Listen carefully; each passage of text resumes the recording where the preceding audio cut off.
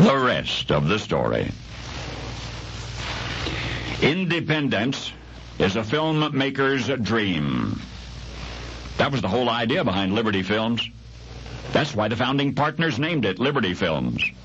The company's trademark, symbolic of its executives' newfound freedom from the major studios, was a joyously tolling Liberty Bell. But the Liberty Bell, as you recall, is cracked, and so imperceptibly at first was Liberty Films.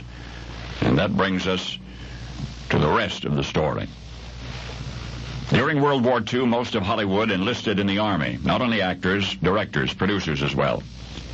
Toward the end of the war, a small group of filmmakers in uniform began contemplating what peacetime held in store for them. Among them were three colonels, Sam Briskin, George Stevens, Bill Wyler.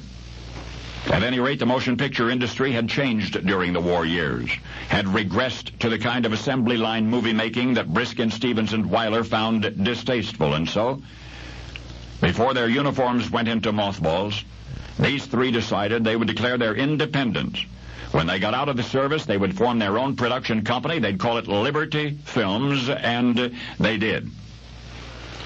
They made the announcement January 1945.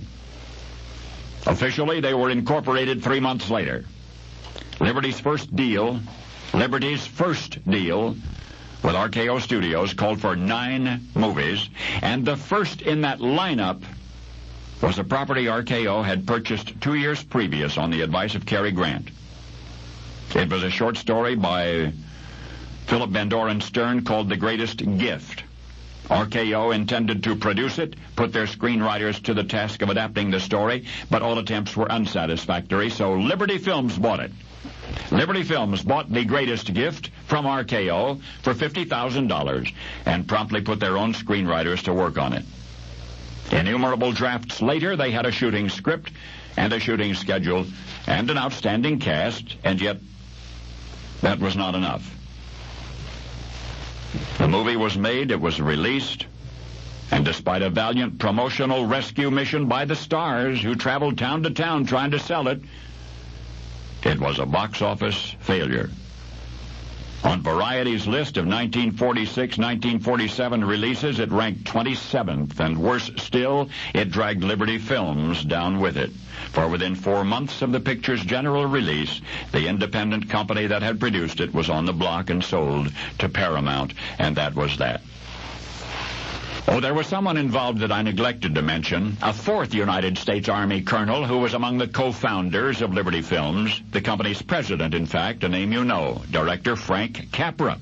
But until now you never knew that a short story entitled The Greatest Gift cost Capra his big chance for independence in the motion picture industry. Perhaps because you know the story by another title. A cup of motion picture poison that destroyed Frank Capra's film company and nearly killed his Hollywood career. But then you know that movie, not as The Greatest Gift, but as It's a Wonderful Life. And now you know the rest of the story.